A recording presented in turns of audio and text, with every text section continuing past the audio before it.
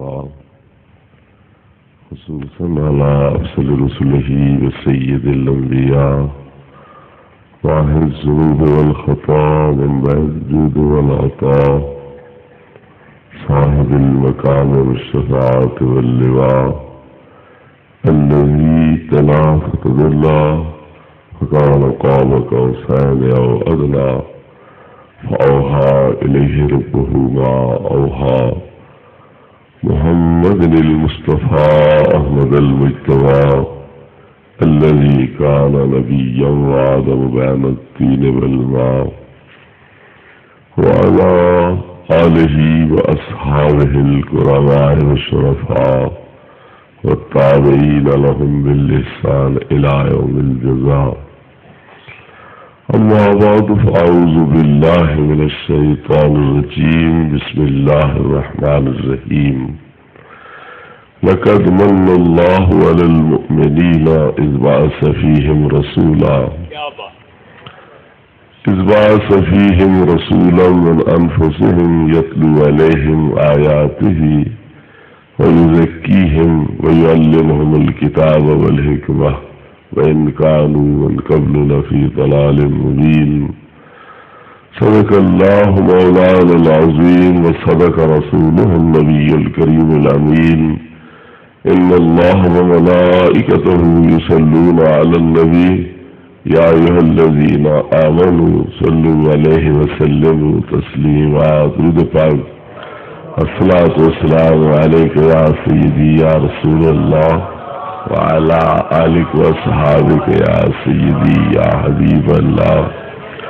الصلاة والسلام عليك يا رحمة للعالمين وعلى آلك وصحابك يا شفيع المذنبين. حضرات مشائخ اعظام، علماء کرام، بزرگوں اور بھائیوں، آپ حضرات کے سامنے جو کلمات طیبات تلاوت کرنے کا شرف حاصل کیا ہے، ان میں اللہ تبارک و تعالی نے اہل ایمان پر اپنا احسان جتلایا اور حلفیہ انداز میں بیان کیا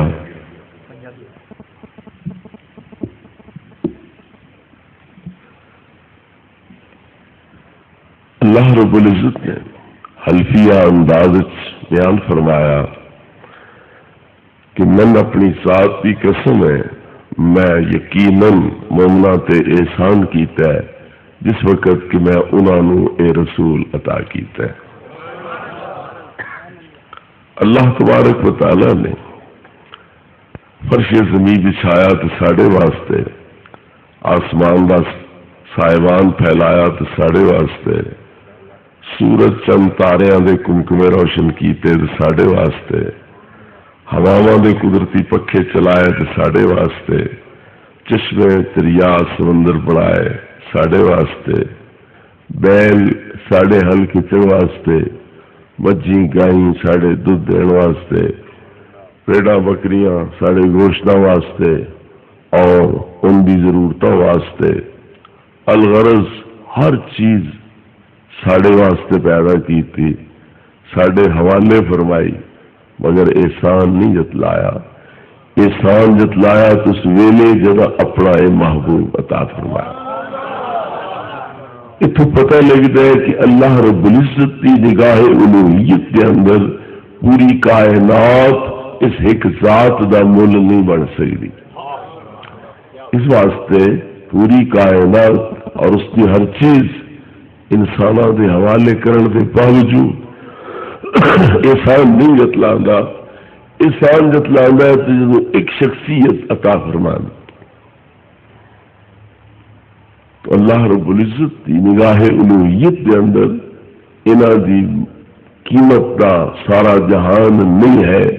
اور یہ اپنے قدر و قیمت کے لحاظ نال پوری کائنات کے کولوں عرفات اعلیٰ ہے. اللہ رب العزت نے محبوب کریم علیہ الصلوۃ والتسلیم کو دنیا بھیجا. اگر تو اتنے آپ واسطے ہونی راحت سکھ، آپ واسطے سہولت ہوندیاں پھر تے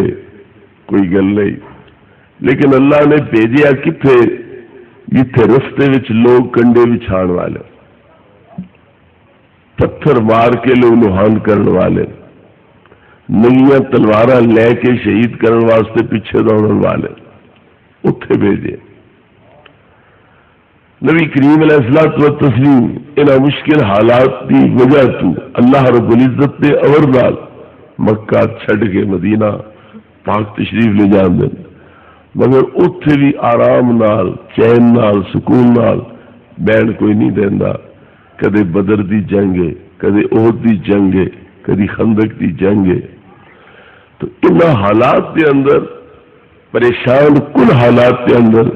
انتہائی تکلیف دہ حالات کے اندر اپنے محبوب نو اتھے رکھنا ایک بہت بڑا احسان ہے، انعام ہے۔ محبوب تے ویکھن کوئی نہ دے دے تے اللہ حوالے کرے تے حوالے بھی ایو جے لوکاں نے کر دے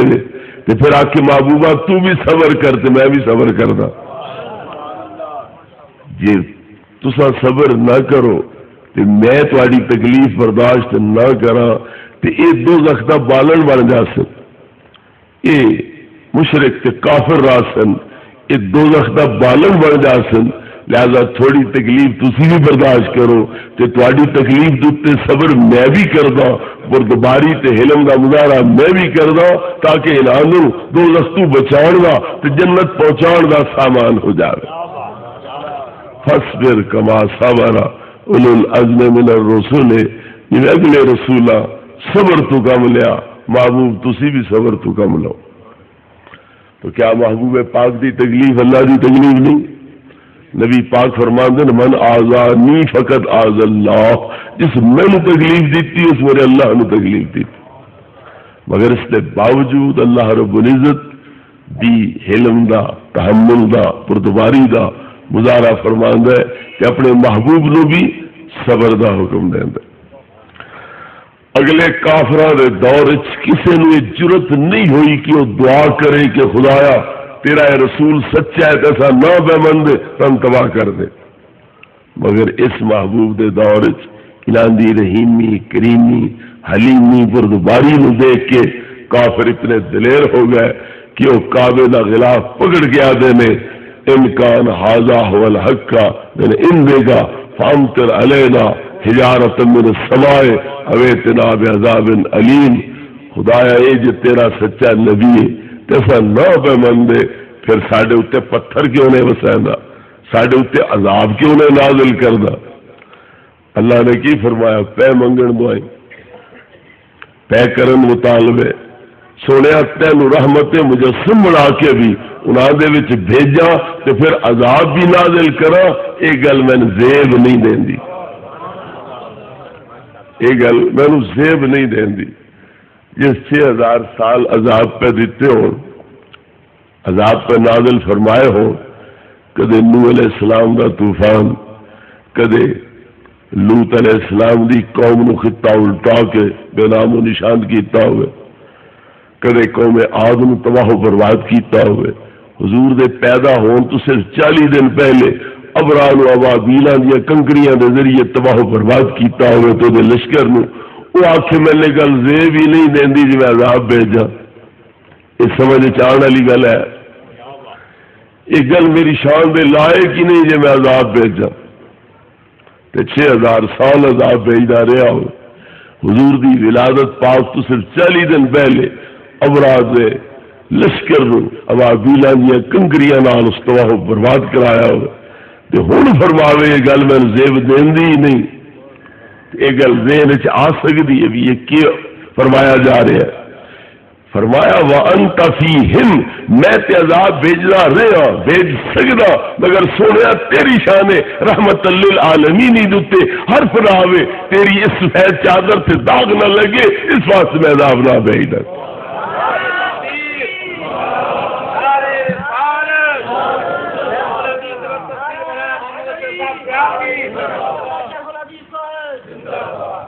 محبوب دے تے پھر محبوب تکلیفاں وچ ہوئے، یہ دے باوجود محبوب تو بھی صبر کراوے، تے آپ دی حلم تے بردباری کا مظاہرہ کرے تے احسان ہے یا نہیں ہے؟ محبوب ویکھن کوئی نہیں دینا، لیکن ہندی شاعر کہندا ہے نینا میں جو آن بسو میں نینا ہی جھانپ لوں، نہ خود میں دیکھوں اور کو نہ تجھے دیکھن دوں۔ اے محبوب جب تو میری اکھ دی پتلی نو مسرد ناز بنا لوے کہ میں تو پلکاں بند کر لوا، نہ غیر دے تے میری نظر پوے نہ تواڈے اتے غیر دی نظر پوے۔ محبوب ویکھن کوئی نہ دے کہ اللہ رب العزت محبوب حوالے کر دے یہ جو لوکاں دے حوالے کرے۔ اگر کسی غریب آدمی دے کول او دا پیر تشریف لے آوے، وہ دیکھے میری چھپری ہے اتنے بہانا مناسب نہیں، ٹوٹی بھجی منجی ہے یہ اتنے بٹھانا مناسب نہیں، میرے کول برتن نہیں انہاں دی روٹی واسطے، روٹی دا سامان نہیں، پرتکلف کھانا نہیں پیش کر سکتا، منجے انہاں دی شان دے لائق، بستر انہاں دی شان دے لائق نہیں پیش کر سکتا، پکھے ایئر کولر ایئر کنڈیشن کا سامان نہیں کر سکتا، کسی وڈیرے گواڈی پڑوسی کو بیٹھک منگ لینا ہے، کوٹھی منگ لینا ہے، اپنے پیر نو اتنے بٹھا ہے، دعوت انہوں نے ذمے کر دینا ہے، تو اس ایک محبوب دی بھلائی ہے نا، فائدہ ہے اس کا۔ لیکن اللہ اپنے لامکان دے وچوں ہر طرح دے انعام احسان اکرام جتھے حاصل ہیں اتوں اتنے بھیجے جتھے پتھر مارے جا رہے ہیں، جتھے زخمی کیتا جا رہا ہے، متھے چیرے جا رہے ہیں، ہونٹ پاڑے جا رہے ہیں، دند مبارک توڑے جا رہے ہیں، اور وہ دیکھ رہا ہے تو پھر بھی عذاب نہیں نازل کرتا، عذاب نہیں نازل کرتا۔ کیوں؟ سنیا تو رحمت مجسم ہے، تسا انہاں دے وچ ہو، تواڈے ہوندیاں میں عذاب بھیجا تے تواڈی رحمت للعالمین دی سفید چادر تے داغ لگ دے، اس واسطے میں عذاب نہیں بھیجدا۔ پھر اس محبوب کے ذریعے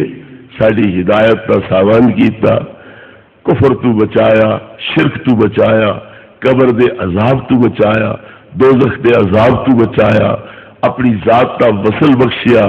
جنت کی ابدی راحتاں تے نعمتاں بخشیا، تو پھر احسان ہویا یا کوئی نہ ہویا؟ لقد من اللہ علی المؤمنین اذ بعث فیہم رسولا، میں اللہ دا مومنا اتے احسان ہے جدا کہ میں انہاں وچ اپنا رسول بھیجیا۔ اللہ رب العزت نے کیوں جا رسول بھیجیا؟ اے رسولاں کو پوچھا جاوے گا کہ اے رسول کیوں جا رسول ہے؟ کیونکہ ولی دا ولی میں شناست، نبی دا نبی میں شناست، ایک ولی دی پہچان عامی آدمی نہیں کر سکتا، اس دے مرتبے مقام نو پہچان سی تے ولی پہچان سی، لیکن نبی دے مرتبے تے مقام نو پہچان سی تو دوسرا نبی پہچان سی۔ تو نبیوں کو پوچھو کہ اس محبوب دی کیا شان ہے جڑا سانو اللہ رب العزت نے عطا کیتا ہے۔ موسیٰ کلیم علیہ السلام دے بارے صراحت موجود ہے، چوب شانش نگاہ موسیٰ کر شدن از امتش تمنا کر۔ جدا موسیٰ علیہ السلام نے نبی کریم علیہ الصلوۃ والتسلیم دی امت دیا شانہ اپنی تورات کے اندر عہد نامہ قدیم کے اندر دیکھیا، عرض کیتا خدایا اے امت تے میرے حوالے کر دے، اے امت مینوں عطا فرما دے۔ اللہ رب العزت نے فرمایا موسیٰ